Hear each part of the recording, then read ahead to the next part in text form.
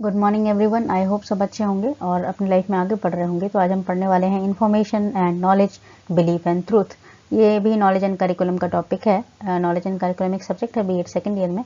तो I hope आपको समझ में आए और ये आपको सीटेट के एग्जाम्स में भी बहुत हेल्प करेगा। तो हम आगे बढ़ सकते हैं। चलिए शुरू करते हैं। देखिए, पहले तो इंट्रोडक्शन जान लेते हैं कि इन्फॉर्मेशन, नॉलेज, जिसके बारे में हमने पढ़ा है। अभी हमने पिछले वीडियो में पढ़ा कि जो इन्फॉर्मेशन होती है वो एक रूप होती है नॉलेज का। तो अब आगे बढ़ते हैं। Knowledge is usually based on learning. Knowledge क्या होती है? जो हमारी डेली लाइफ की लर्निंग होती है, या जो हम सोचते हैं, या जो हम समझते हैं चीज़ों के बारे में, प्रॉब्लम के बारे में, उस पर बेस होती है। नॉलेज जो है उसको आप ये नहीं कह सकते कि वो सिर्फ इन्फॉर्मेशन है। Information is not data. Information data नहीं है।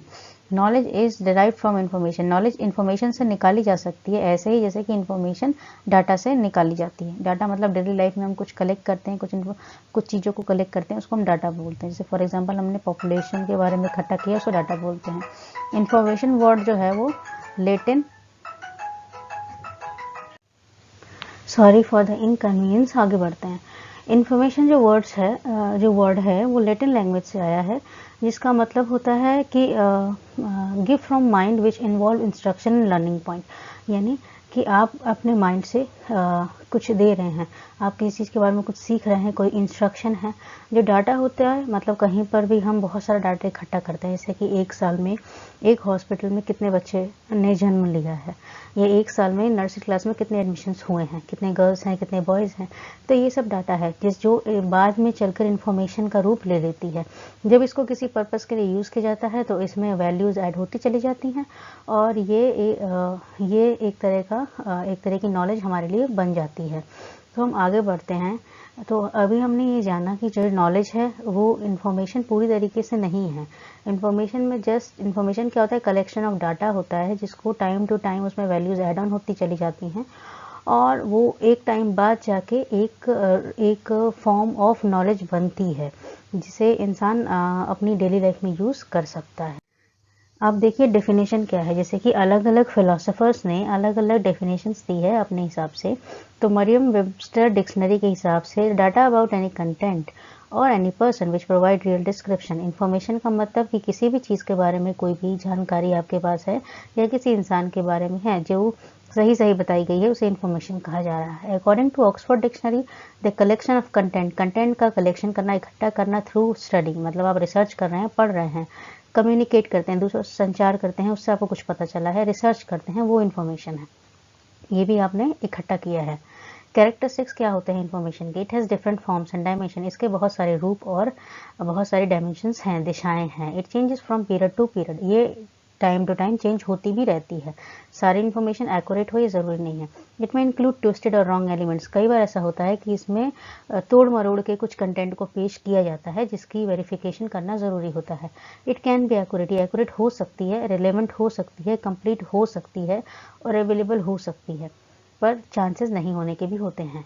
It can be communicate in form of message. अगर इसको कहीं पहुंचाना है तो इसको आप मैसेज के थ्रू या ऑब्जर्वेशन के थ्रू पहुंचाते हैं। It is a bunch of data. यहाँ पर बहुत सारा डाटा इकट्ठा है, और ये डाटा विदाउट डाटा आप इन्फॉर्मेशन बना नहीं सकते।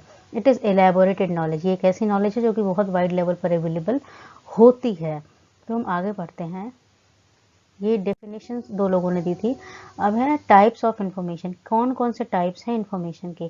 तो देखिए, पहला है न्यूमेरिकल डाटा, जैसे कि नंबर्स की फॉर्म में हमें कुछ स्टैटिक्स वगैरह देखते हैं हम, तो वो एक न्यूमेरिकल डाटा है। फिर पिक्टोरियल, पिक्चर की फॉर्म में कुछ देखने को मिला है। वर्बल इन्फॉर्मेशन, किसी के मुंह से हमने कुछ सुना है। डिस्क्रिप्टिव, कुछ डिस्क्रिप्टिव वे में बिल्कुल एक्सप्लेन किया गया है। साइंटिफिक इन्फॉर्मेशन, एक्सपेरिमेंट करके आपको कुछ पता चला है। सिम्बॉलिक, कुछ साइन एंड सिंबल से आप कुछ पता लगा पा रहे हैं। सिंपल और कॉम्प्लेक्स, यानी पहले जनरल चीज़ें पढ़ते हैं, फिर स्पेसिफिक चीज़ों की तरफ जा रहे हैं, स्पेसिफिक से सिंपल की तरफ जा रहे हैं। पहले हमने नॉर्मल चीज़ें समझी हैं, फिर कॉम्प्लेक्स फिनोमेना को समझते हैं।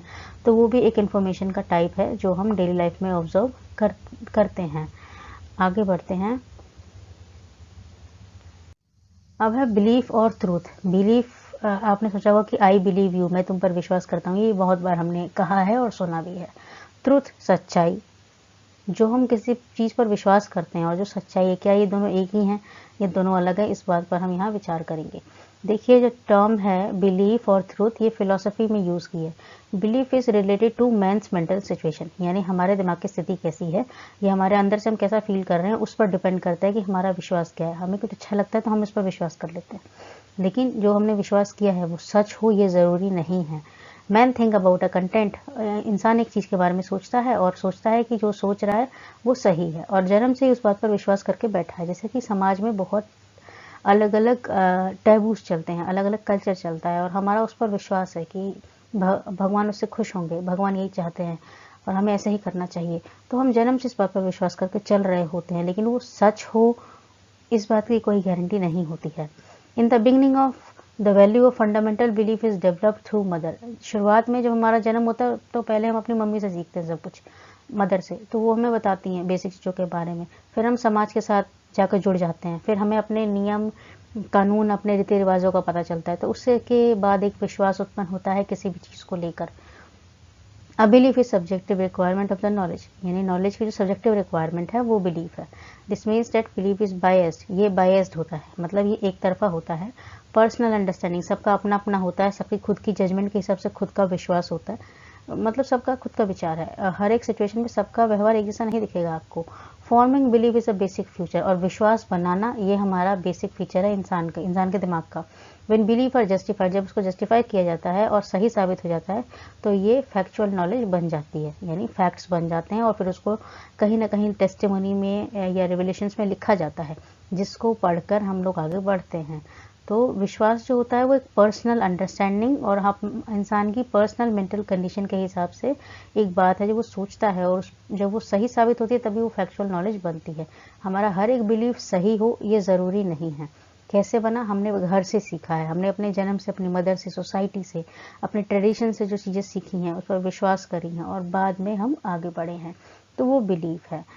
ठीक है, अब आगे बढ़ते हैं। डेफिनेशन क्या है बिलीफ की, अलग अलग लोगों ने अलग अलग डेफिनेशंस दे रखी हैं। तो जो वर्ड बिलीफ है वो इंग्लिश वर्ड के जिलेफा से आया है, जिसका मतलब होता है फेथ, किसी चीज़ पर विश्वास रखना और कॉन्फिडेंस रखना। When a person accept something about without evidence, मतलब कि आप किसी चीज़ को स्वीकार कर लेते हैं लेकिन आप उसके लिए कोई सबूत देखना नहीं चाहते, आपको प्रूफ नहीं चाहिए, तो उसको बिलीव कहते हैं। बिलीफ में आपके पास सबूत ना भी हो तो चलता है, लेकिन ट्रुथ, सच साबित करने के लिए सबूतों की ज़रूरत पड़ती है। According to Golden, belief are multiplied, encoded, intense, cognitive affective configurations to which the holder attributes truth value of some kind. Golden के हिसाब से जो बिलीव होता है वो मल्टीप्लाइड होता है, मतलब वो बढ़ता रहता है, विश्व एनकोडेड होता है, हमने कहीं से सुना होता है, इंटेंस होता है, हम अपने दिमाग का, अपने भावों का यूज़ कर रहे होते हैं, हमारी कुछ वैल्यूज़ है जिनके थ्रू जिनको हम जोड़ के रखते हैं अपने विश्वास से, और एक तरह की सच्चाई मानते हैं, और कुछ फैक्ट्स होते हैं जिनको लेकर हम बहुत बहुत ही पक्के होते हैं कि ये सही है। ब्रिटिश डिक्शनरी के हिसाब से बिलीफ इज़ अ फीलिंग, ये एक भाव है, एक फीलिंग है। ये इट इज़ अ फेथ, ये एक विश्वास है कुछ चीज़ों के बारे में कि any existence of matter or about truth, कि ये चीज़ें हैं और ये सही हैं। हम ऐसा सोचते हैं क्योंकि हमें उस पर विश्वास, तो हमें लगता है हमें विश्वास है तो वो चीज़ सही है, और हमें इसके लिए कोई प्रूफ नहीं चाहिए। According to Merriam Webster dictionary, belief is a definite confidence about a person और अपन, मतलब हम बिल्कुल पक्के विश्वास के साथ कह सकते हैं, हम कॉन्फिडेंट है कि ये चीज़ और ये पर्सन ये सही है, ये डेफिनेट है।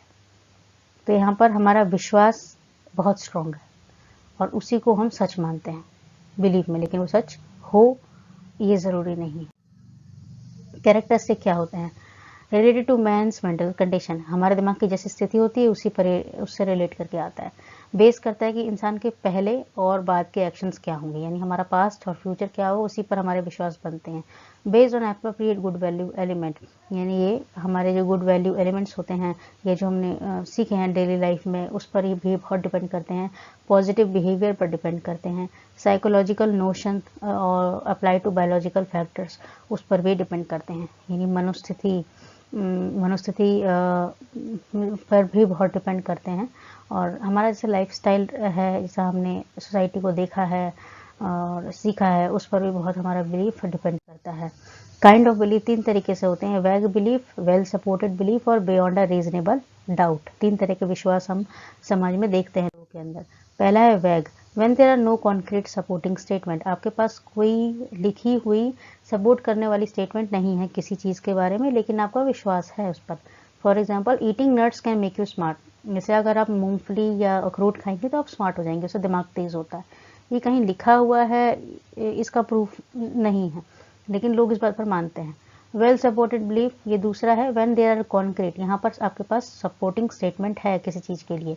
You know that test was difficult, you will get failing marks. जैसे कि टीचर ने कहा है कि आपको पता है कि टेस्ट डिफिकल्ट है और आपको फेलिंग मार्क्स भी मिलेंगे।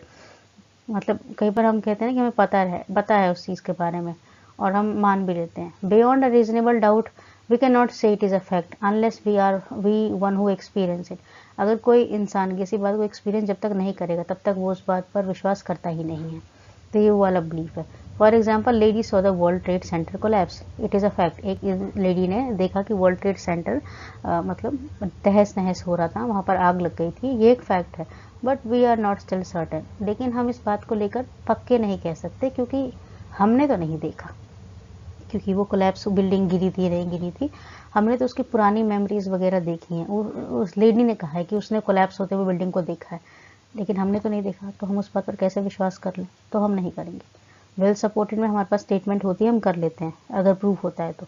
वैग में नहीं होता फिर भी हम कर रहे हैं। और बियॉन्ड में एक्सपीरियंस चाहिए, हमें खुद एक्सपीरियंस होगा तो मानेंगे, नहीं होगा तो नहीं मानेंगे। आगे, truth is a fact, reality, ये बिल्कुल सच है। स्टेट ऑफ बीइंग ट्रू, अगर ये बिल्कुल सच्चाई है, इसके लिए हमारे पास प्रूफ है।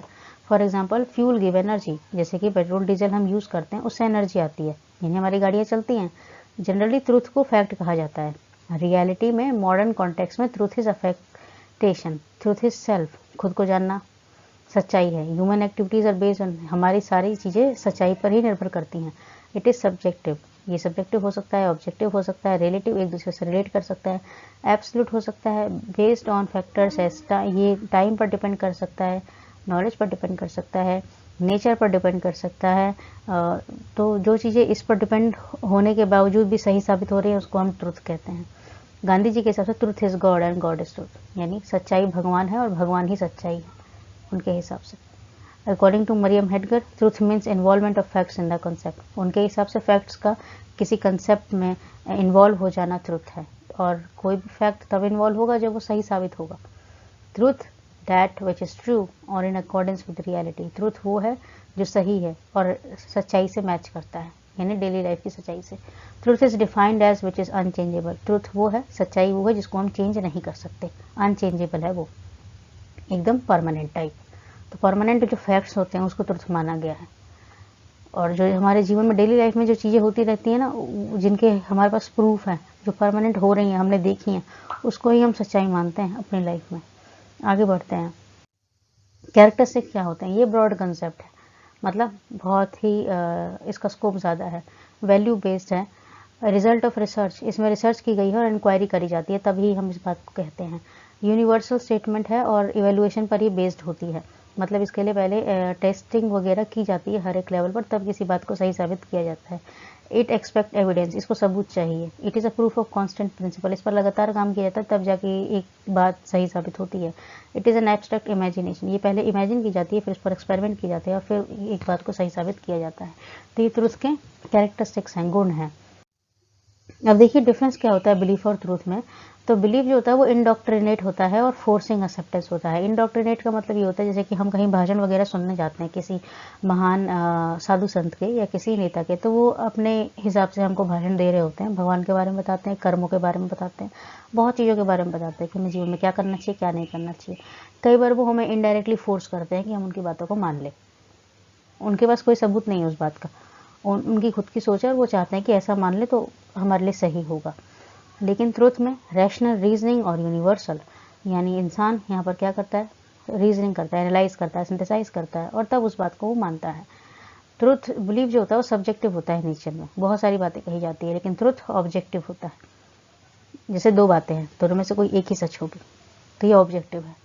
सब्जेक्टिव में बहुत कुछ है, हाँ हम इस बात पर विश्वास कर लेते हैं, इस पर भी कर लेते हैं, इस पर भी कर लेते हैं, इस पर भी कर लेते हैं, सबूत तो चाहिए नहीं तो हर किसी पर विश्वास कर लेते हैं क्योंकि हमारी माँ ने हमसे कहा है, हमारी सोसाइटी ने हमसे कहा है, हमें ऐसा लगता है, तो ये हमारा विश्वास है। लेकिन ट्रुथ नहीं, कोई एक ही चीज़ सही होगी, उसको प्रूव करना पड़ेगा। एविडेंस नॉट रिक्वायर्ड, सबूत नहीं चाहिए, इनको चाहिए।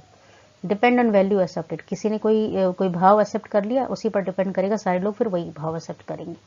ट्रुथ इज ऑथेंटिक, ये सही होता है, ये फैक्चुअल एविडेंस पर डिपेंड करता है। मेंटल कंडीशन जो इंसान की होती है वो बिलीफ को बनाती है, लेकिन ट्रुथ ऑथेंटिक होता है, उसको आप टेस्ट कर सकते हैं।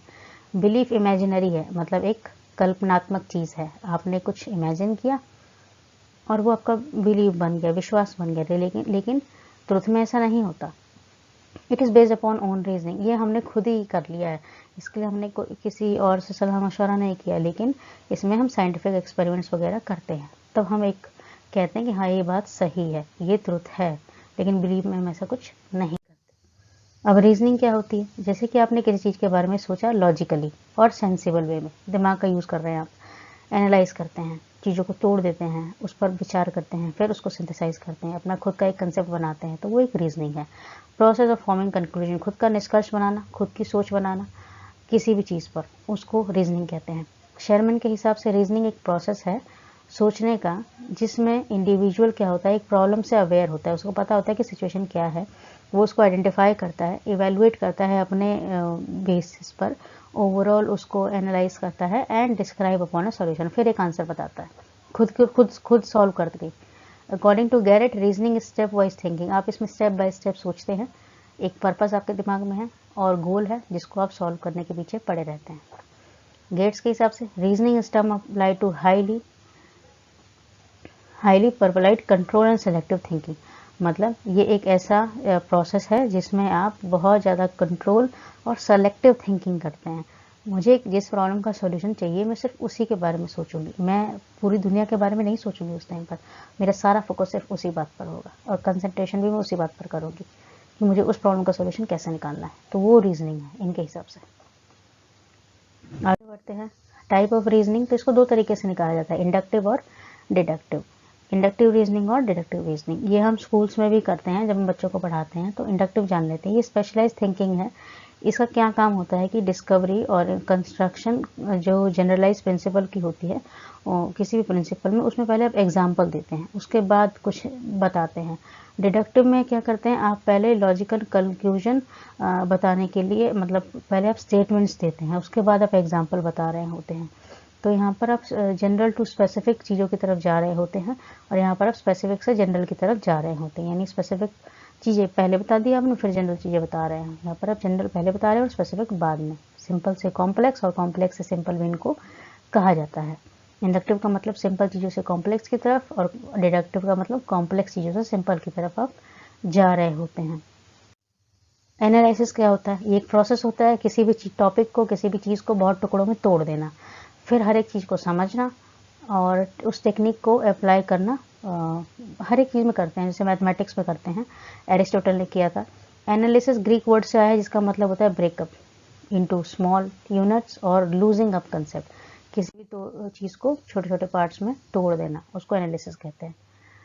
टाइप्स क्या होते हैं, तो ये रेमेडियल एनालिसिस होते हैं, regular analysis, descriptive analysis, constructive and inventive analysis. Remedial analysis का मतलब होता है mental state of mind is, इनका मानना है कि जो दिमाग है हमारा, mental state of mind is main cause of problems in one's life, जो हमारे दिमाग के नेगेटिव विचार होते हैं वही किसी भी प्रॉब्लम की जड़ होते हैं। इट कैन बी रिमूव, तो नॉलेज अगर होगी तो हम उसको रिमूव कर सकते हैं। Regular analysis. In this analysis, views and words are presented on the basis of ability and systematic aspect of one mind. So one get more knowledge through experience of life and education. इस analysis में जो भी views और words हैं और जो भी हमारी ability है उसको systematic way में mind के सामने present किया जाता है, फिर mind अपने knowledge के basis पर देखता है कि क्या सही है और क्या गलत है। डिस्क्रिप्टिव में व्यूज़ और वर्ड्स को एनालाइज किया जाता है हाइपोथेसिस के बेस पर, यानी थ्योरी के बेस पर जो किसी ने पहले कही है, और इससे ही हमें डायरेक्शन मिलती है गोल को अचीव करने की। कंस्ट्रक्टिव और इन्वेंटिव, इसमें व्यूज़ और वर्ड्स हैं उसको एनकरेजमेंट, फैक्ट्स और एक्सपेरिमेंट के बेसिस पर प्रोड्यूस किए जाते हैं और उससे डेवलप की जाती है इमेजिनेशन और पावर ऑफ स्टूडेंट, यानी इमेजिनेशन पावर जो है स्टूडेंट्स की उसको डेवलप किया जाता है। तो ये कंस्ट्रक्टिव और इन्वेंटिव एनालिसिस है जो कि स्कूल्स में होता है, ज़्यादातर हम करते हैं। आई होप आपको समझ में आया हो। शेयर कीजिए अगर आप करना चाहें तो। Thank you very much. Like कीजिए एंड गलतियों को कमेंट बॉक्स में लिखिए please. Thank you, bye bye. I hope आपका दिन अच्छा हो।